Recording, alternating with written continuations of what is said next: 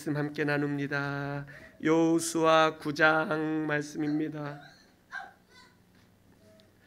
여호수아 9장 말씀. 여호수아 9장 1절부터 15절까지 말씀 함께 합독하도록 하겠습니다. 시작.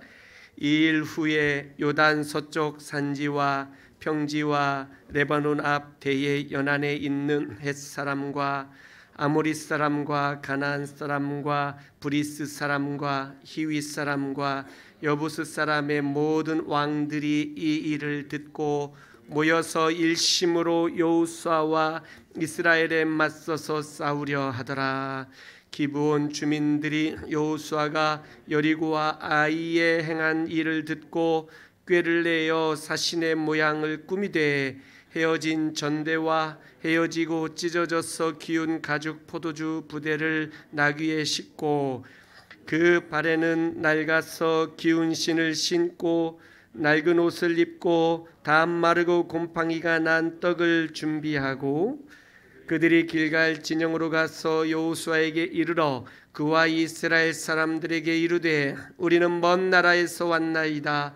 이제 우리와 조약을 맺읍시다 하니 이스라엘 사람들이 히위 사람에게 이르되 너희가 우리 가운데 거주하는 듯하니 우리가 어떻게 너희와 조약을 맺을 수 있으랴 하나 그들이 여호수아에게 이르되 우리는 당신의 종들이니이다 하매 여호수아가 그들에게 묻되 너희는 누구며 어디서 왔느냐 하니 그들이 여호수아에게 대답하되 종들은 당신의 하나님 여호와의 이름으로 말미암아 심히 먼 나라에서 왔사오니 이는 우리가 그의 소문과 그가 애굽에서 행하신 모든 일을 들으며 또 그가 요단 동쪽에 있는 아모리 사람의 두 왕들 곧 헤스본 왕 시혼과 아스다롯에 있는 바산 왕 옥에게 행하신 모든 일을 들었음이니이다.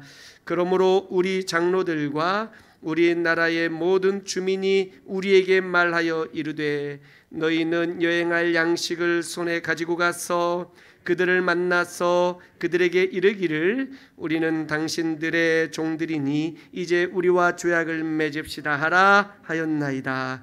우리의 이 떡은 우리가 당신들에게로 오려고 떠나던 날에 우리들의 집에서 아직도 뜨거운 것을 양식으로 가지고 왔으나 보소서 이제 말랐고 곰팡이가 났으며 또 우리가 포도주를 담으니 가죽 부대도 새 것이었으나 찢어지게 되었으며 우리의 이 옷과 신도 여행이 매우 길었으므로 낡아졌나이다 한지라. 우리가 그들의 양식을 취하고는 어떻게 할지를 여호와께 묻지 아니하고 여호수아가 곧 그들과 화친하여 그들을 살리라는 조약을 맺고 회중 족장들이 그들에게 맹세하였더라. 아멘. 할렐루야. 아멘. 오늘 말씀을 통해 우리 모두 다 큰 은혜 받기를 주의 이름으로 축복합니다. 아멘. 코로나19 바이러스 때문에 참으로 어려운 때를 보내고 있는데요. 이럴 때일수록 더 하나님의 은혜를 사모하며 주 앞에 나아가 더 하나님의 큰 은혜들을 경험할 수 있기를 주의 이름으로 축원합니다. 아멘. 여러분 학교 다니면서 역사 공부 잘하셨습니까? 역사, 또 도덕, 윤리는 공부 잘하셨습니까? 도덕, 윤리. 공부 얘기하니까 벌써부터 몸이 움찔하죠. 공부는 굉장히 어려운 거예요. 우리가 살면서 역사, 도덕 이런 것들을 보면서 참 이게 중요하구나라는 걸 많이 깨닫습니다. 도덕이라는 것은, 윤리라는 것은 우리가 인간으로서 어떻게 살아가야 되느냐라는 데 있어서 예수를 믿으나 믿지 않으나 모든 사람들에게 보편적으로 가지고 있는 그 윤리와 도덕이 있어요. 그렇죠? 어른을 공경하는 모습들, 사람들을 배려하고 다른 사람을 해하지 아니하고 또 어려울 때 도와주고 이런 등등의 우리 안에 가지고 있는 이 윤리와 도덕들이 있어요. 또 역사가 있어요. 역사도 굉장히 중요해요. 역사는 과거의 역사를 배우며 현재의 우리들의 모습을 볼 수 있고 또 지혜를 얻게 되고요. 또 앞으로 어떻게 미래를 어떻게 살아가야 할 것인지 이런 것들도 배울 수 있는 것이 바로 역사인 것을 보게 됩니다. 왜냐하면 역사는 계속해서 반복되는 성향을 가지고 있기 때문에 역사를 공부한다는 것은 오늘의 나를 진단하고 미래의 내 모습을 준비해 갈 수 있는 좋은 공부가 되는 거예요. 자, 그런데 역사, 도덕 이 모든 것들을 보게 될 때에 가끔 그 역사 시대를 따라 이 도덕적 가치와 기준들이 조금씩 변해가는 것들을 보게 돼요. 그러니까 도덕이, 윤리가 시대에 따라 조금씩 달라진다는 것은 절대적이지 않을 수도 있다라는 거예요.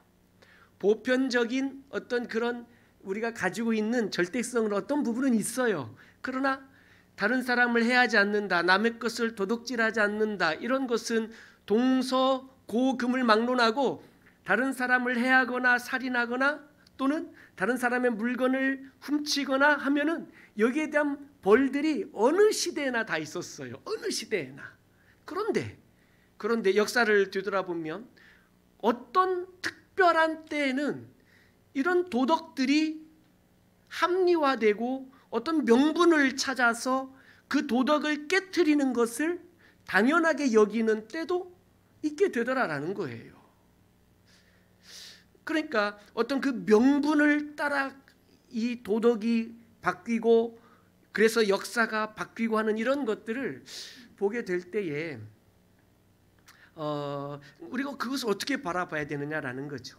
예를 들면 전쟁할 때에 살인하는 것들이 묵인되고, 그렇죠? 뭐 이런 살인하는 것은 평상시라면 이건 어마어마하게 큰 중죄입니다. 그러나 어느 나라와 어느 나라가 생존을 걸고 전쟁하게 될 때에는 이 살인이 정당화되고 합리화되고 그리고 오히려 정의롭다라고까지 여겨지는 것들을 보게 될 때에 윤리, 도덕이라는 것이 상황에 따라 변할 수도 있다라는 것들을 우리가 이해하게 되는 거예요. 왜 이런 말씀을 드리냐면 성경에 이런 상황과 윤리 그리고 그 안에서 흘러가는 역사들 이런 내용들이 성경에 계속해서 나오는데 우리는 성경적으로 산다라고 한다면 성경적으로 사는 게 뭐냐? 말씀을 지키며 사는 것이 뭐냐라고 한다면 십계명을 가장 먼저 생각을 해야 됩니다.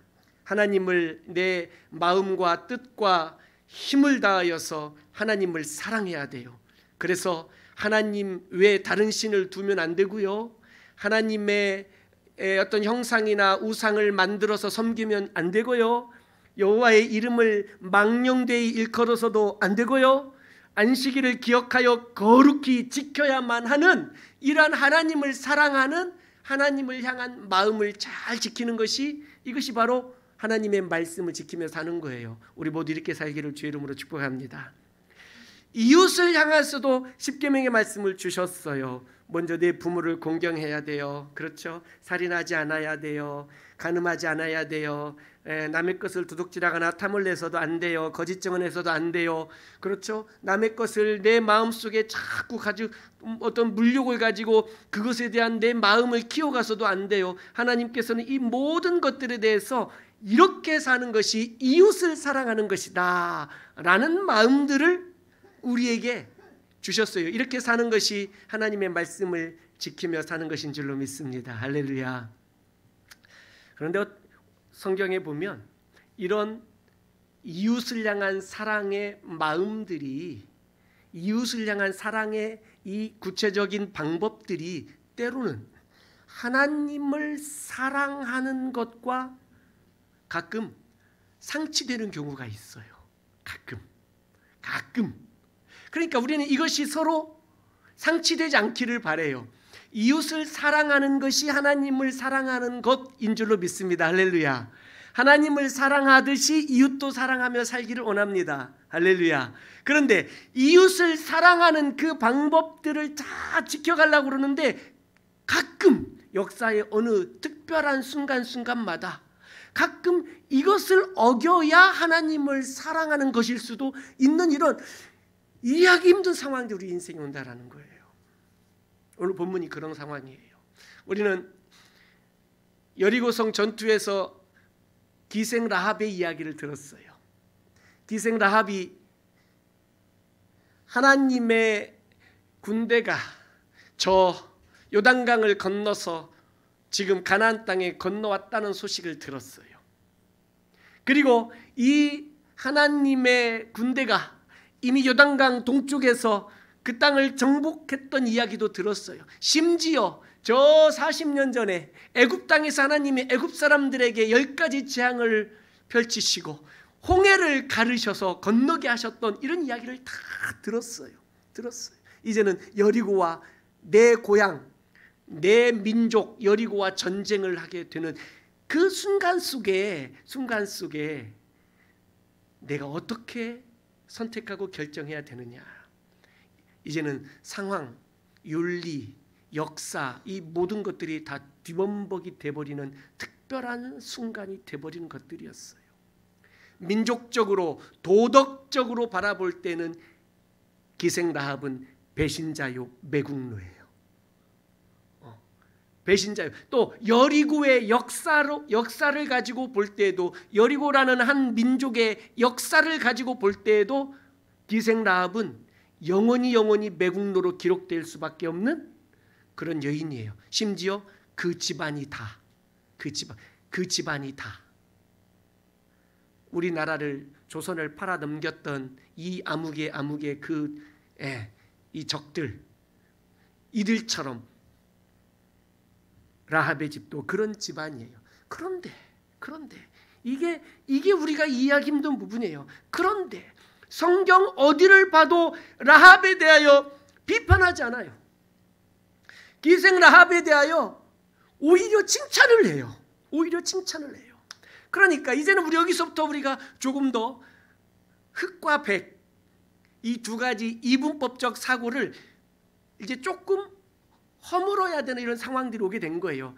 흑과 백이 아니라 이게 이제는 조금 이게 섞여버린 거죠. 그러니까 도덕, 윤리, 역사, 여리고라는 도덕, 윤리, 역사와 이제는 여리고라는 나라 말고 다른 나라가 생겨나요. 어떤 나라입니까? 하나님의 나라, 하나님의 나라의 역사, 인간 세상 나라의 역사가 어느 한 시점에서 부딪혀 올 때가 있는데, 이때 기생 라합의 선택이 이 상황 속에 어떤 나라를 선택할 것이냐 이거예요. 내 조상 대대로 살아왔던 내 나라, 내 민족 여리고라는 나라와 그 역사를 내가 선택할 것이냐, 아니면 새롭게 들려오는 하나님, 그 하나님에 대한 소문을 듣고 내 마음에 그 하나님은 하늘로서나 땅으로서나 하나님, 상천하지의 하나님이라는 이 믿음이 내 안에 생겨버린 거예요. 저 하나님을 믿으면 우리가 구원을 받고 생명을 건질 수 있겠구나 라는 이러한 믿음이 생겨버린 거예요. 그런 이야기를 듣고 믿음이 생겼어요. 그러니 이 믿음이라는 이것이 내 안에 생겨날 때에 어떤 특별한 순간에 세상 나라를 등지고 하나님의 나라를 선택하게 되는 경우가 있더라라는 거예요. 매번 매 순간 그런 건 아니에요. 어느 특별한 순간에 그럴 경우가 발생하게 되더라 이거예요. 성경에는 기생 라합을 칭찬해요. 그 칭찬의 대가가 어느 정도 있느냐면 예수님의 족보에 들어가게 하는 거예요. 예수님의 족보에. 참 우리는 이것을 어떤 관점에서 이해를 해야 되느냐, 흑백 논리로 이분법적으로 거기에 대한 비난, 거기에 대한 어떤 우리들의 그것들을 향한 비판, 비평, 이런 측면으로도 봐야 될 부분이 충분히 있으나 하나님 나라의 입장에서 바라볼 필요가 있다라는 거예요. 구속의 역사, 구속사, 하나님께서 죄인된 우리를 구원하시기 위한 이 구원의 역사들, 구원의 역사 속에 라합이 한 일이 어떤 일이냐, 이렇게 바라보는 거예요. 성경에 보면 이런 예들이 굉장히 많아요. 이런 예들이. 다말이란 여인이 자기 시아버지와 동침하여 아이를 낳았어요. 이걸 어떻게 바라봐야 되느냐 이거예요. 도덕 윤리로만 바라보면 어마어마한 큰 죄예요. 어마어마한 큰 죄. 레위기 18장과 20장 말씀으로 보게 될 때는 이거는 그냥 사형이에요. 그냥 사형. 자, 그런데 그 목적과 동기가 하나님의 그 구속사에 그가 어떻게 헌신하여 자신이 그렇게 죄를 지으면서까지라도 구원의 역사를 이루어 가겠다라고 했던 그것들을 하나님이 거기에 대하여 인정하시는 부분이 있게 되더라라는 거예요. 참 이런 것들을 볼 때에 우리가 이거는 옳다 그르다 이런 측면으로 바라보기가 굉장히 어려운 시점에 와 있다라는 거예요. 야곱의 경우도 마찬가지예요. 아버지를 속였어요. 눈이 어두워진 아버지를 속여서 손에다가 염소의 털을 두르고 형인 것처럼, 형 에서인 것처럼 아버지를 속여서 축복 기도를 받아내요. 도덕 윤리로 바라볼 때는 아주 비열한 사람이에요. 교활한 사람이에요. 팥죽 한 그릇으로 배고픈 형에게 장작권을 넘겨달라고 말할 정도로 아주 비열한 사람이에요. 그런데 성경은 여기에 대해서 물론 그가 그 거짓말과 그 속임 때문에 그 인생에 겪어야 될 대가들은 있었어요. 고생해야 되고 어마어마한 훈련들을 받았어야만 했고 광야 생활을 힘들게 겪어야 되는 그 긴 그의 인생 전생애 동안 힘들고 어려운 인생을 살았어요. 그러나 하나님께서는 그를 통하여 구원의 역사, 구속사를 이어가는 모습들을 보게 된다라는 거예요. 한 사람만 더 봐요. 룻이라는 여인. 그는 모압 여인이었어요. 우리 룻기서를 통해서 잘 알고 있어요. 그러나 그가 시어머니를 따라서 베들레헴에 돌아왔을 때에 그 상황들 가운데에 시어머니의 청을 받아 그 추수하던 때에 그 들판에서 텐트를 치고 추수철에는 다 일꾼들이 잠을 자곤 하는데 그때에 보아스의 텐트 안으로 몰래 들어가 그 품 안에 살짝 들어간 게 이게 도덕 윤리적으로 맞냐 이거예요.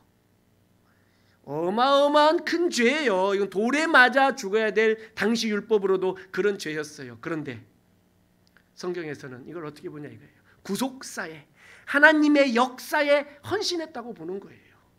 그러니까 이해하기 힘든 부분들이 있지만 중요한 것은 뭐냐면 우리가 어떤 이런 상황들을 바라보면서 우리가 엄격한 도덕 선생님이 되어서 이거는 틀렸다, 잘못했다, 또는 이건 잘했다 이렇게 판단하기보다는 우리가 하나님의 나라를 생각하고 그 하나님 나라 역사에 내가 헌신하고 그 하나님의 나라 역사에 참여하고 내가 그 하나님의 나라를 위해서 살아야 되겠다 이런 마음과 결단으로 하나님 나라 구원의 역사에 구속사에 참여하여 쓰임받는 우리 모든 성도들 될 수 있기를 주의 이름으로 축복합니다.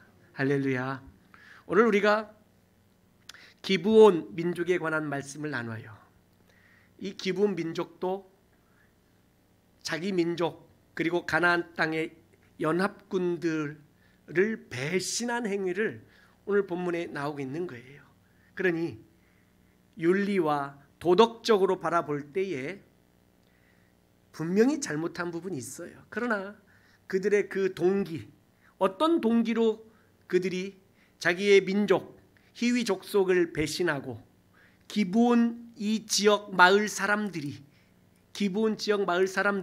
자신의 동족인 히위 족속을 배신하고 또 자신들의 몸을 변장하고 여호수아와 이스라엘 백성 앞에 나아가서 멀리서 사는 민족인 것처럼 오랜 여행을 하고 온 것처럼 옷도 그렇죠. 포도주 가죽 부대도 낡은 걸로 신발도 빵도 곰팡이 난 걸로 그런 것들로 가지고 가서 속이고 화친 조약을 속여서 맺게 되고 하는 이런 모든 것들을 바라보게 되면 비난받아야 마땅해요. 그럴 수 있느냐고 이놈들 그냥 이런 나쁜 놈들 죄송합니다. 제가 민족적 감정 없는데 저 아래 섬나라 같은 놈들 막 이런, 여기는 삭제해 주세요. 예. 그러니 막 이런 마음들이 들지 않을 수가 없는 거예요. 그런데 성경에서는 이 상황에 대해서 비난하거나 이것을 가지고 비판하지 않으시고 꾸짖지도 않으시고, 오히려 오늘 우리가 14절 15절에 읽은 것처럼 여호수아가 하나님께 기도하지 않고 묻지 않고 화친조약 맺은 것에 대하여서는 지적하고 있는 것을 보게 돼요. 물론 이 속임수 때문에 기브온 사람들은 그들의 자손 대대로 이스라엘의 종으로 살았어요.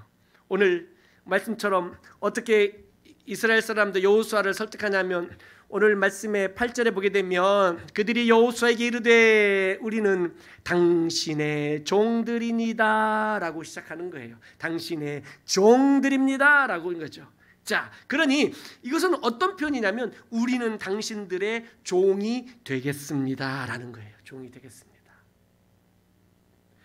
우리는 우리와 화친조약을 맺어주면 우리는 당신들의 종이 되겠습니다. 그래서 이 화친조약 때문에 하나님께서 가나안 땅의 모든 족속을 다 진멸하라 말씀하셨어요. 신명기 20장에. 그러나 신명기 20장에 보게 되면 멀리서 가나안 땅 바깥에 사는 민족들과는 화친하라고 그런 거예요. 그들은 죽이지 말라는 거였어요. 오직 가나안 땅에 사는 사람들만 진멸하라고 그랬는데, 그래서 이것 때문에 멀리서 여행 왔다라는 이야기를 듣고 나름 하나님의 명령은 기억이 났고, 나름 자신들의 판단으로 상황을 보니 이들은 가나안 땅의 족속이 아니라 멀리서 온 사람들 같은 거예요. 그러니 여호와께 묻지 아니하고 기도하지 아니하고 덜커덩 화친조약을 맺게 된 이것들을 성경에서는 지적하고 있지만, 바로 이 기브온 사람들에 대해서는 하나님께서 책망하지 않고 계신 걸 봐요. 자, 왜냐? 오늘 여호수아 9장 1절부터 쭉 보게 되니 이들은 이미 소식을 들었어요. 여리고성이 어떻게 하나님의 능력으로 무너졌는지 벌써 다 들은 거예요. 아이성 전투에서 어떻게 승리했는지 들은 거예요. 또 이야기를 쭉 대화하면서 보니까 이미 하나님이 애굽에서 어떻게 놀라운 일들을 행하셨는지도 들었다라고 하는 거예요. 들었다. 꼭 기생 라합이 생각나지 않습니까? 들었다는 거예요. 그러니 이제는 우리와 전투를 해야 되는 거예요. 여리고성과 아이성이 이미 함락되었다라는 소식 때문에 그 가나안 땅의 모든 족속들이 다 같이 모여서 연합군을 이루었어요. 맞서서 싸우자. 연합군을 이루었어요. 그 연합군을 이루었는 그 상황 속에 이 히위 족속 중에 기브온이라는 마을 사람들이 자기들끼리 따로 또 회의를 한 거예요. 우리 이러다 다 죽는다. 왜? 우리가 연합군을 이루어 전쟁을 하면 혹시 승산이 있을지도 모르겠으나 저 이스라엘 군대는 그냥 군대가 아니다. 하나님이 함께 하시는 군대다. 여기에 대한 생각을, 확신을 갖게 된 거예요. 그래서 우리가 살 길이 뭐냐? 어떻게 하면 우리가 살 수 있을까? 여러분, 우리가 어떻게 하면 살 수 있을까요? 어떻게 하면 살 수 있을까? 고민해 보신 적 있어요? 오늘 기브온 사람들은 이걸 고민한 거예요. 어떻게 하면 이 상황을 벗어날 수 있을까? 어떻게 하면 이 위험으로부터 우리가 건짐을 받을 수 있을까? 어떻게 하면 우리가 살 수 있을까? 이걸 고민한 거예요. 생존 앞에서 어떻게 하면 우리가 살 수 있을까? 혹시 여러분 이런 고민 해보셨습니까? 어떻게 하면 살 수 있을까? 어떻게 하면 살 수 있을까? 저는 어려서 시골에 살았어요. 시골 중소도시에 살았어요. 참 어렵고 힘들게 살았어요. 고등학교를 4년 만에 어렵게 졸업을 하고 힘든 청소년 시기를 보내고 있었어요. 정말 저 형은 군대 갔고 이제 어머니하고 저하고 둘이 살고 있던 때였었어요. 그런데 그 살면서 저희 집이 굉장히 경제적으로 어려웠어요. 어머니가 생선 장사하다가 여차저차 해가지고 집 앞에 조그마한 분식점터가 하나 나서 어머니가 그 분식점에서 떡볶이도 하고 라면도 팔고 튀김도 해서 튀김도 팔고 하는 이런 걸 했었어요. 마침 그 앞으로 학생들이 많이 다녔어요. 왜냐하면 저희 집 앞으로 쭉 지나가서 한 10분만 걸어가면 거기에 중학교, 여자아이들 중학교가 있었어요. 여자아이들 중학교가. 그러니까 저희 집 앞으로 여중생 애들이 많이 다녔어요. 그래서 아이들이 지나다니면서 저희 어머니 하시는 분식점에 와서 떡볶이도 먹고 튀김도 먹고 그리고 잘생긴 저도 보고 뭐 이런 거 했어요. 장사가 잘 됐어요. 참 감사했어요. 그런데 갑자기 저희 집 앞으로 가는 길 이렇게 좀 이렇게 돌아가는 길이었거든요. 철길 때문에 철길을 피해서 돌아가는 길이었는데 갑자기 철길을 건너가는 육교가 생긴 거예요. 저쪽에 지름길 철길을 건너가는 육교가. 그랬더니 이제는 모든 중학생 아이들이 전부 그 길로 새 길로 철길을 돌아서 우리 집 앞으로 지나가던 아이들이 철길을 건너서 육교로 가니까 갑자기 우리 집 앞에는 사람이 안 다니는 거예요. 사람이. 그래서 어마어마하게 힘든 시간들을 몇 달을 보내고 있었어요. 몇 달을. 저희 어머니도 힘들어하고 저도 고등학교 어렵게 졸업하고 막 이래저래 막 헤매고 그냥 천방지축으로 돌아다니던 그때에 저희 어머니와 저는 고민을 했어요. 어떻게 하면 살 수 있을까? 이 고민한 거예요. 어떻게 하면 살 수 있을까? 여러분 이런 고민 해보신 적 있어요? 어떻게 하면 내가 좀 살 수 있을까? 어떻게 하면 아픈 내가 좀 살 수 있을까? 어떻게 하면 힘든 우리 집이 좀 살 수 있을까? 어떻게 하면 경제적으로 어려운 이 모든 상황 속에 좀 살 수 있을까? 어떻게 하면 하나님의 은혜로 나를 채워 내가 좀 살 수 있을까? 이런 고민들. 저희 어머니와 저는 오랜 세월 동안 계속해서 밤마다 오지 않는 손님들 혹시 누구나 올까 해서 문 열어놓고 앉아서 기다려보기도 하고 나가서 바라보기도 하고 그래도 살 길이 막막한 거예요. 그래서 제가 어머니한테 이런 말씀했어요. 엄마, 우리 서울로 이사 가자. 서울에 가면 잘 사는 사람도 있지만 아주 못 사는 사람도 다 서울 와서 먹고 산대. 저희 어머니가 고향을 떠나기 두려워하는 거예요. 엄마 가자. 저희 어머니가 망설이는 거예요. 몇 날 며칠을 제가 설득을 했어요. 엄마, 우리 살아야지. 서울에 가면 내가 들었는데 다 먹고 잘 산대. 텔레비 봐봐. 서울에 보면 빌딩 보이지. 사람도 옷도 잘 입고 다니지. 우리도 거기 가면, 우리도 서울 가면 살 수 있어. 내가 그렇게 들었어. 엄마, 우리 서울 가자. 이사 가자. 어떻게 먹고 살까? 어떻게 하면 살 수 있을까? 어떻게 하면 다시 살 수 있을까를 고민하게 된 거예요. 그리고 저희 어머니하고 제가 결단을 하고 저희 형 아직도 군대에 있을 때 저희 형한테 이사 간다고 말도 안 하고 그냥 짐을 싸서 조그마한 1톤 봉고 트럭에 짐을 다 실었는데도 다 못 채웠어요. 그 당시에 1986년도에 그 당시에 저 시골에서 서울 저 강서구까지 이사하는데 5만 원 주고 이사 왔어요. 5만 원 주고 이사. 그리고 마치 영화 기생충에 나오는 그 반지하 그런 집으로 이사를 가서 그곳에서 살기 시작했어요. 그리고 그렇게 와서 살았더니 야, 서울에 오니까 마음으로 살겠더라고요. 그때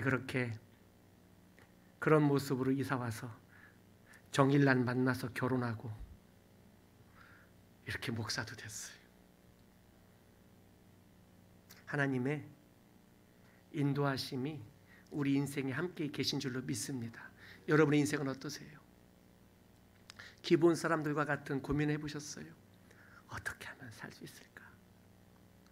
기본 사람들이 그들도 조상 대대로 그 가나안 땅에 살면서, 그 가나안 땅은 전에도 말씀드린 것처럼 세계 역사에, 세계사에서 가장 먼저 철기 문화를 가진 바로 그 땅이 가나안 땅이에요.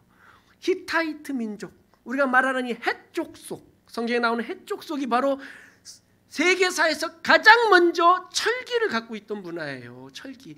이 당시에는 후기 청동기 시대여서 철기를 철칼을 갖고 있는 민족이 바로 이 가나안 땅 사람들이었고, 다른 모든 민족들은 거의 청동기, 구리칼을 갖고 있던 시대였었어요.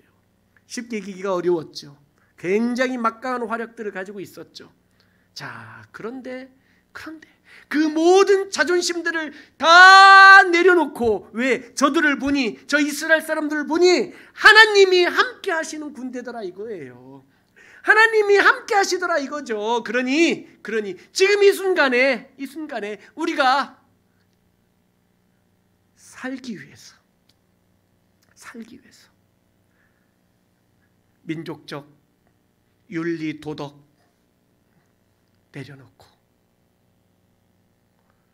내 나라 등 돌리고 새로운 나라에 들어가자라는 거예요. 새로운 나라에, 하나님의 나라에, 새로운 나라에, 특별한 상황에, 이걸 일반화시켜서도 안 돼요. 이것을 또 절대화시켜서도 안 돼요. 특별한 상황 속에 살기 위해서 하나님의 나라를 선택한 거예요. 하나님의 나라. 우리도 이 땅에 살면서 세상 나라에 살면서 동시에 하나님의 나라를 살고 있어요. 여러분 그 인식하십니까?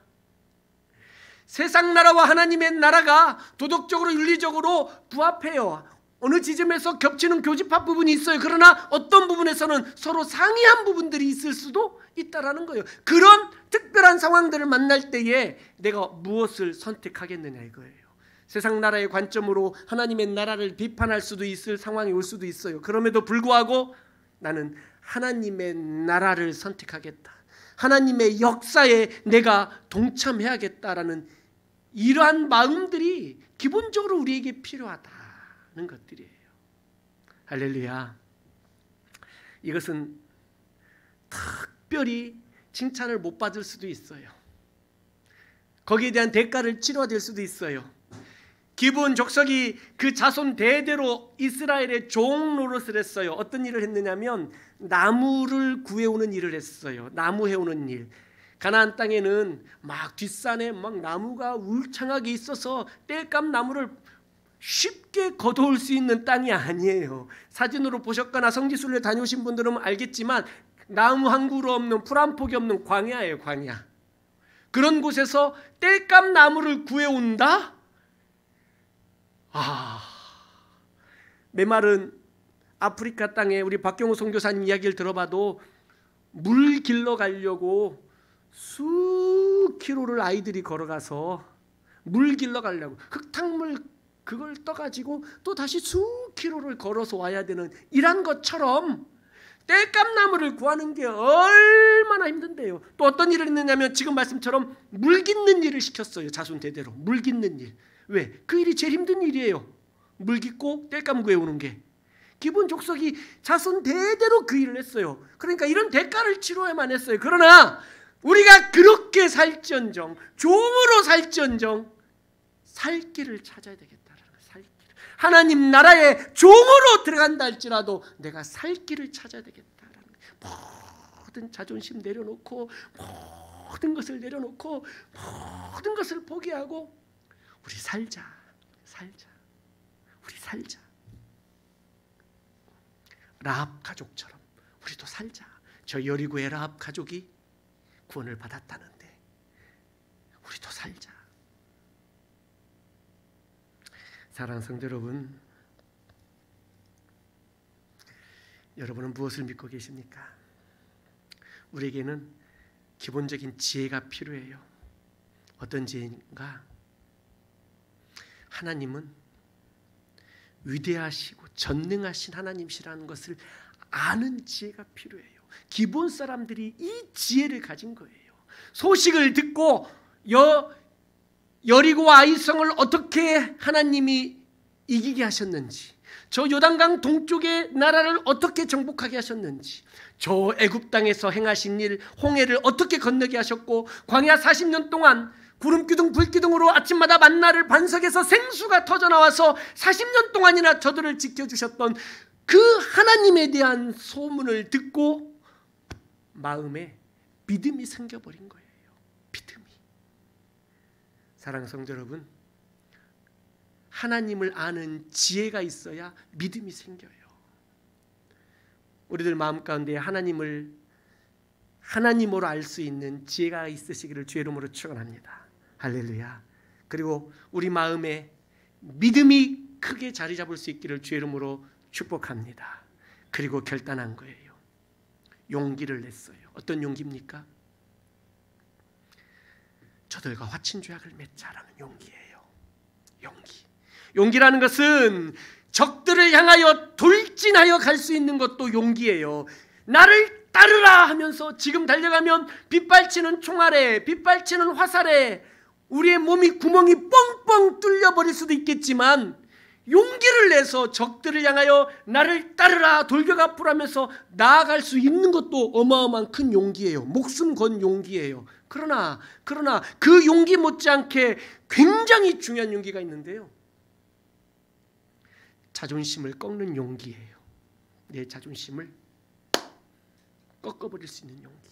왜? 뭐 때문에? 살려고. 다윗이 도망다니며 블레셋에 들어갔어요. 블레셋의 신하들이 저 사람 누구냐고, 골리앗을 죽였던 그놈 아니냐고.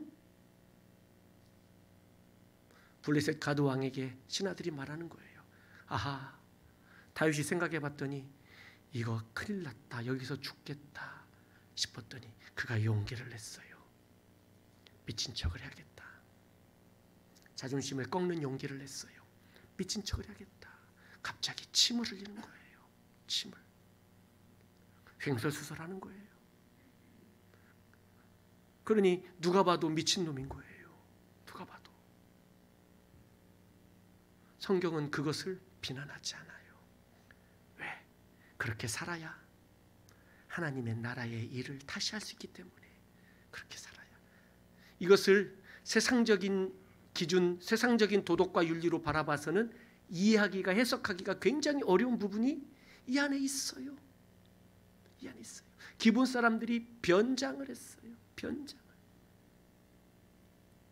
우리가 종이라도 되사 살려고 변장하자. 옷도 헤어지고 남루한 옷을 입고, 포도주 가죽 부대 다 떨어지기 직전 낡은 것을 가져가고, 신발도 옷도 다 그렇게 하고, 빵도 우리 여행한 것처럼 바싹 마르고 곰팡이 난 것을 가지고 가자. 변장하자. 그래서 살자. 사랑하는 성도 여러분, 사시기를 주의 이름으로 축복합니다. 사세요. 사세요. 힘들어도 죽겠다고 그러지 말고 사세요. 사세요. 변장이라도 하고 사세요. 변장이라도 하고. 그렇게 살아야 돼요. 변장이라도 하고 사세요.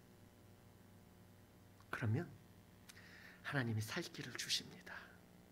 하나님 앞에 나와서 하나님 사랑하는 척이라도 좀 하세요. 하나님, 제가 하나님 사랑합니다. 제 마음 아시죠? 하나님이요, 다 아셔요. 다 아세요. 내가 어떻게 살고 있는지, 내가 어떻게 살아왔는지, 그리고 내가 변하지 않을 거란 것도 하나님 아세요. 아세요. 지금 와서 힘드니까 조금 고개 숙이고 깝죽거린다는 것도 하나님이 아세요. 아세요. 그런데 하나님이 속아주세요. 일부러. 그렇게 찾아온 모습 보고 품에 안아주세요. 가면이라도 쓰고 변장이라도 해서 하나님 앞에 가까이 와보세요. 하나님 사랑하는 척이라도 해보세요. 하나님, 제가 하나님 사랑하는 거 아시죠? 꼭 옆눈으로 봐야 돼요. 하나님 사랑하는 거 아시죠? 하나님, 그래 안다. 내 아들아, 내 딸아, 내가 안다. 내가 너와 함께 해주겠다. 힘들고 어려운 인생이에요. 기본 사람들이 생존을 걸고 자기 마을을 어떻게 살릴 것인가를 고민하고 있었어요. 우리도 고민 좀 해봐요. 살아야 하잖아요. 하나님의 은혜가 필요하잖아요. 하나님 아니면 우리는 살 수 없잖아요. 그 하나님의 사랑 아니면 우리가 견딜 수가 없잖아요. 숨을 쉴 수도 없잖아요. 하나님의 사랑이 아니면 어디 가서 내 마음에 한번 편안하게 안도의 한숨을 쉴 수도 없잖아요. 사랑하는 성도 여러분, 사십시다. 살기 위해서 가면을 쓰고라도 변장을 해서라도 기본 사람들처럼 하나님 앞에 나오십시다. 남들이 비난해도 좋아요. 세상적인 기준으로 세상적인 법과 윤리와 도덕으로 우리를 비난해도 좋아요. 나 살란다. 나 하나님 앞에 갈란다. 나 살란다. 나 살고 싶다. 우리 가정 살고 싶다. 우리 교회 살고 싶다. 이 땅에 하나님의 나라를 세우고 싶다. 이런 용기를 낼 수 있기를 주의 이름으로 축복합니다. 주님의 사랑으로 삽시다. 주의 사랑으로 우리를 돌봐주실 줄을 믿습니다. 어떤 어려움이 우리 가운데 할지라도 주님 앞에 나온 우리를 주의 사랑으로 품에 안아주실 줄로 믿습니다. 그 주님의 능력이 우리를 건져주시고 구원해 주실 줄로 믿습니다. 그 사랑 안에 살겠노라고, 내가 다시 한번 용기를 내서 주님 앞에 나아가겠노라고, 그렇게 한번 나아갈 수 있기를 주의 이름으로 축원합니다. 아멘. 주 사랑이 나를 숨쉬게 해. 세상 그 어떤 어려움 속에도 주 은혜로 나를 돌보시며 세상 끝날까지 지켜주시네. 아멘. 주 사랑이 나를 이끄시네. 내가 갈 수 없는 그곳으로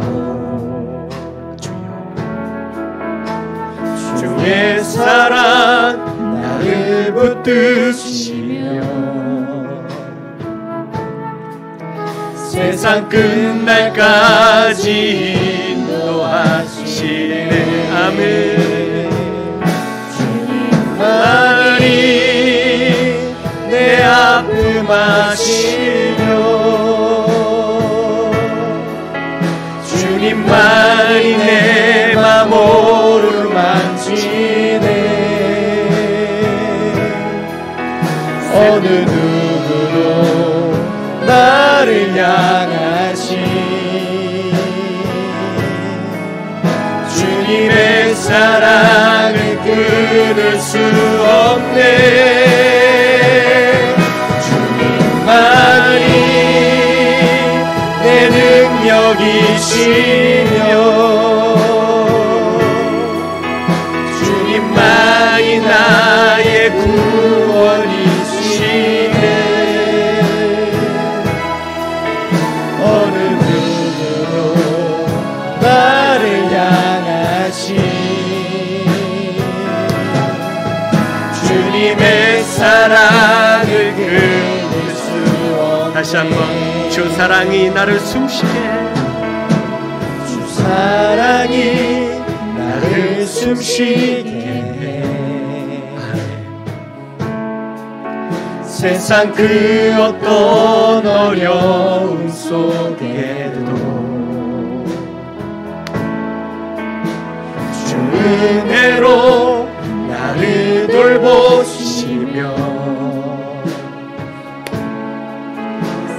세상 끝날까지 지켜주실 주님만이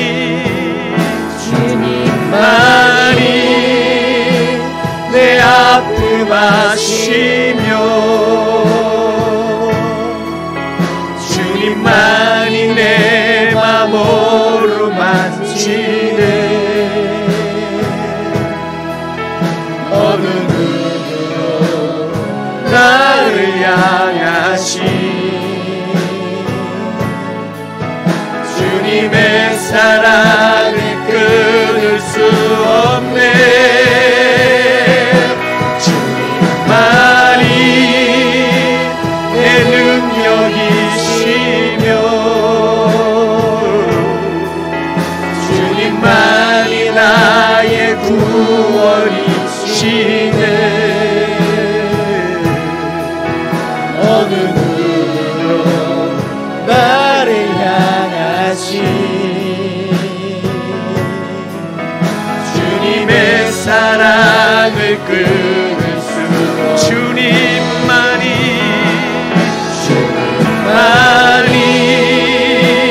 내 아픔 아시며 주님만이 내 맘 어루만지네 어느 누구도 나를 향하신 주님의 사랑을 끊을 수 없네 주님만이 내 능력이시며 주님만이 나의 구원이시네 어느 누구도 나를 향하신 주님의 사랑을 끊을 수 없네. 한번 기도합니다. 오늘 말씀 주신 대로 주여 하나님 살고 싶습니다. 주님 살기 원합니다. 어떻게 하면 살 수 있겠습니까? 어떻게 하면 이 아픔을 벗어날 수 있습니까? 하나님 어떻게 하면 이 모든 고통으로부터 건짐을 받을 수 있을까요? 주여 모든 것 내려놓고 자존심도 내려놓고 하나님 앞에 나옵니다. 내가 주님 너무 부족해서 하나님 앞에 감히 고개를 들 수 없을 만큼 부족하고 부끄러울지라도 내가 가면을 쓰고라도 내가 위장을 하고라도 내가 변장을 하고라도 내가 하나님 앞에 오기 원합니다. 주의 은혜 아니면 살 수 없습니다. 주님의 사랑이 아니면 살 수 없습니다. 숨을 쉴 수도 없을 것 같은 갑갑하고 어렵고 힘들고 답답한 우리 인생 속에 주님의 그 사랑이 우리를 숨쉬게 하고 그 사랑 안에 우리 마음에 안식이 있고 평안이 있고 다시 회복이 있는 줄로 믿습니다. 구원이 있는 줄로 믿습니다. 주여 나의 작은 이 믿음을 가지고라도 내게 주신 이 믿음으로 하나님이 나의 하나님이시고 아버지 되신 것을 믿기에 주님 앞에 다시 나옵니다. 기브온 사람들처럼 주님 앞에 나와 주여 우리는 당신의 종입니다라고 다시 한번 고백합니다. 주여 주님의 사랑으로 우리를 다시 한번 붙들어 주시옵소서. 주님의 은혜를 우리에게 다시 회복시켜 주옵소서. 주여 살게 하여 주시옵소서. 숨쉬게 하여 주옵소서. 같이 한번 주의 이름을 크게 한번 부르고 한 목소리로 다 함께 기도합니다. 주여 주여 주여 아버지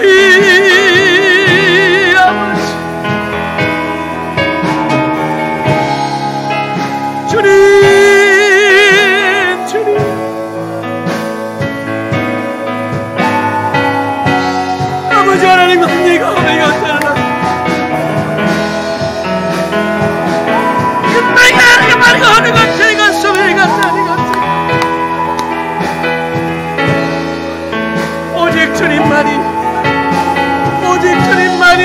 주님만이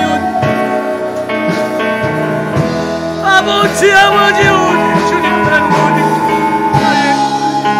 나의 구원이십니다. 아버지 하나님 아버지가 허리가 터리갔습니다. 일날로 허리가 가지고 소리가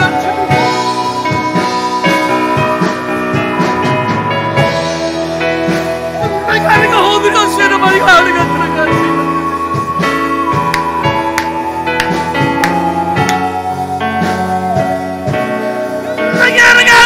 허리가 들어갔어 말이가 들어갔어. 여러 허리가 들어갔어 말이가 들어갔어. 안내 여러가 허리가 떠말이가 쏘그러 내가 흑으로 말이가 들어갔어 내가 들어갔어. 하나님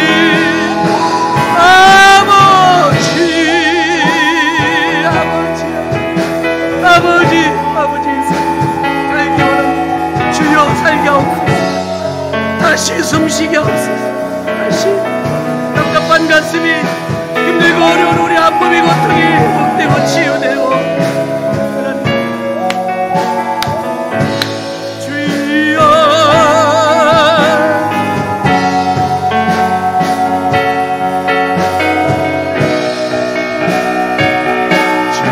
주만이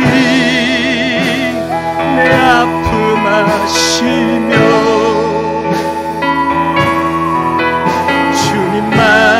내 맘 어루만지네.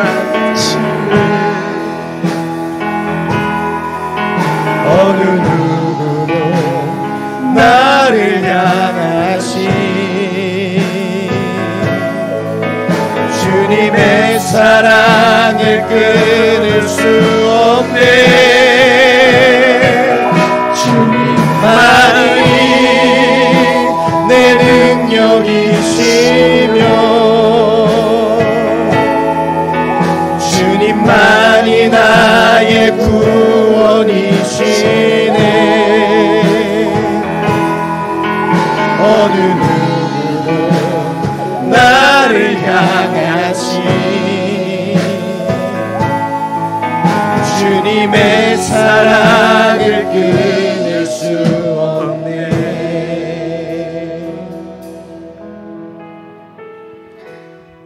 전능하신 하나님, 우리를 자녀 삼으신 아버지 하나님 감사합니다. 답답해서 숨 한 번 크게 쉴 수 없을 것 같은 우리의 인생, 주여 주님의 사랑이 우리를 숨쉬게 하는 줄로 믿습니다. 주님의 그 넓은 품에서 우리가 안식을 얻게 되는 줄로 믿습니다. 주의 은혜로 우리를 돌보아 주옵소서. 세상 끝날까지 우리를 지켜주시옵소서. 주님, 살고 싶습니다. 살기 원합니다. 당신의 종으로 살기 원합니다. 주 안에서 살기를 원합니다. 세상 사람들이 별나다고 손가락질한다 할지라도 세상과 구별되어 하나님 안에서 거룩하게 살겠습니다. 믿음으로 살겠습니다. 주님의 우리를 향하신 그 크신 사랑을 그 무엇으로도 끊을 수 없는 줄로 믿습니다. 주님, 모든 걸 내려놓을 수 있는 용기를 주시옵소서. 내 자존심마저도 꺾을 수 있는 용기를 주시옵소서. 하나님 나라의 역사에 참여할 수 있는 용기를 주시옵소서. 내 힘으로 살지 않겠습니다. 내 계산으로, 내 계획으로 살지 않겠습니다. 주님만 의지하며 살겠습니다. 불쌍하고 연약한 심령들 주여 충만한 은혜로 허락하여 주옵소서. 마음의 아픔을 치유해 주시고 상처받은 심령을 싸매어 주옵시며 병든 몸을 그리스도의 보혈의 능력으로 깨끗하게 치료하여 주시옵소서. 주여, 이 시간 감사하며 하나님 앞에 예물 드리기 원하오니 주여 우리 예물을 기쁘게 회망하여 주옵소서. 마음의 중심을 받아 주옵소서. 예수님 이름으로 기도하옵나이다. 아멘.